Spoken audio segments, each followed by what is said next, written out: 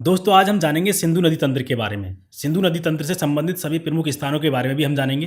तो दोस्तों सबसे पहले हम प्रमुख नदी सिंधु नदी के बारे में देखते हैं। सिंधु नदी का उद्गम तिब्बत में मानसरोवर झील के पास बोखरचू ग्लेशियर से होता है। यहाँ से उत्तर पश्चिम की ओर प्रवाहित होते हुए भारत के केंद्र शासित प्रदेश लद्दाख में प्रवेश करती है और लद्दाख रेंज के दक्षिण में प्रवाहित होते हुए आगे बढ़ती है। आगे चलकर लद्दाख की राजधानी लेह इसी नदी के राइट साइड में बसा हुआ है, जो भारत का सबसे शुष्क स्थान है। यहाँ सिंधु नदी के दक्षिण में जास्कर रेंज है। लद्दाख पर्वत श्रेणी के उत्तर में सियोक नदी सिंधु नदी के समांतर बहते हुए गिलगित बल्तिस्तान में जाकर सिंधु नदी से मिलती है, जहाँ पर लद्दाख रेंज भी समाप्त हो जाती है। फिर यह नदी कराकोरम रेंज के दक्षिण में प्रवाहित होते हुए आगे जाकर पाकिस्तान में प्रवेश करती है।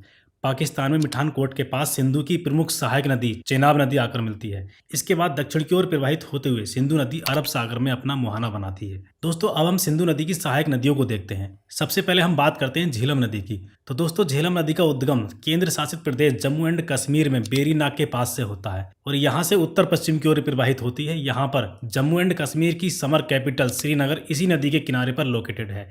श्रीनगर से थोड़ा आगे चलकर इस नदी पर बूलर झील भी स्थित है, जो कि पूरे भारत की सबसे बड़ी मीठे पानी की झील है। यहाँ से आगे चलकर यह नदी भारत और पाकिस्तान की सीमा बनाते हुए मंगला के पास पाकिस्तान में प्रवेश करती है। पाकिस्तान में यह नदी चिनाब नदी से जाकर मिल जाती है। अब हम चेनाब नदी को देखते हैं। चिनाब नदी का उद्गम बारालाचाला दर्रे के पास से होता है। दोस्तों यहाँ पर चंद्र और भागा दो नदी आपस में मिलकर चंद्रभागा नदी का निर्माण करती हैं और यही चंद्रभागा नदी जम्मू एंड कश्मीर में एंटर करने के बाद चेनाब नदी के नाम से जानी जाती है। जम्मू एंड कश्मीर से निकलने के बाद यह नदी पाकिस्तान में प्रवेश करती है और पाकिस्तान में झेलम, रावी और सतलुज नदी इसी नदी से आकर मिलती हैं और फिर यह नदी सिंधु नदी से जाकर मिल जाती है। यहाँ आपको ध्यान देना है, सहायक नदियों में अन्य सभी नदियां चेनाब नदी से आकर मिलती हैं और फाइनली चेनाब नदी सिंधु नदी से जाकर मिल जाती है। अब हम रावी नदी को देखते हैं। रावी नदी का उद्गम हिमाचल प्रदेश के कांगड़ा जिले में रोहतांग दर्रे के पास से होता है। हिमाचल प्रदेश से निकलकर पंजाब और जम्मू एंड कश्मीर की सीमा बनाते हुए आगे बढ़ती है। यहाँ सीमा पर ही इसी नदी पर रणजीत सागर डैम स्थित है। यहाँ से आगे निकलकर यह नदी पाकिस्तान और भारत की सीमा बनाती है। पाकिस्तान में प्रवेश करने के बाद इसी नदी के किनारे पर लाहौर स्थित है।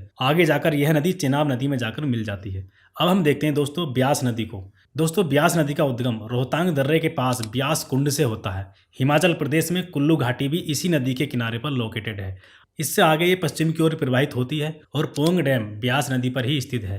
पंजाब में प्रवेश करने के बाद हरिके नामक स्थान पर यह सतलुज नदी से मिल जाती है। दोस्तों अब हम देखते हैं सतलुज नदी को। सतलुज नदी का उद्गम सिंधु नदी के स्रोत से लगभग 80 किलोमीटर दूर मानसरोवर झील के पास राकसताल झील से होता है और हिमाचल प्रदेश में सिपकिला दर्रे से प्रवेश करती है। हिमाचल प्रदेश में ही इस नदी पर नाथपा झाकरी डैम स्थित है। यहाँ से पश्चिम दिशा में आगे बढ़ते हुए पंजाब में प्रवेश करने से ठीक पहले सीमा के पास ही प्रसिद्ध भाखड़ा डैम स्थित है। यह डैम गोविंद सागर झील को भी क्रिएट करता है और पंजाब में प्रवेश करते ही भाखड़ा डैम से लगभग 8 किलोमीटर की दूरी पर ही नागल डैम स्थित है। यहाँ से आगे बढ़ने के बाद इस नदी के किनारे पर ही पंजाब का प्रमुख नगर लुधियाना स्थित है। आगे चलकर हरिके नामक स्थान पर ब्यास नदी सतलुज नदी से जाकर मिल जाती है और इनके संगम के पास ही हरिके बैराज बनाया गया है, जहां से इंदिरा गांधी नहर भी निकलती है, जो कि पूरे भारत की सबसे लंबी नहर है, जिसकी कुल लंबाई 649 किलोमीटर है। सतलुज नदी यहां से आगे बढ़ने पर पंजाब और पाकिस्तान की सीमा बनाते हुए आगे बढ़ती है और पाकिस्तान में एंटर करने के बाद यह नदी चेनाब नदी में जाकर मिल जाती है और चेनाब नदी मिठानकोट से कुछ किलोमीटर ऊपर सिंधु नदी में मिल जाती है। तो दोस्तों कमेंट करके बताइए ये वीडियो आपको कैसी लगी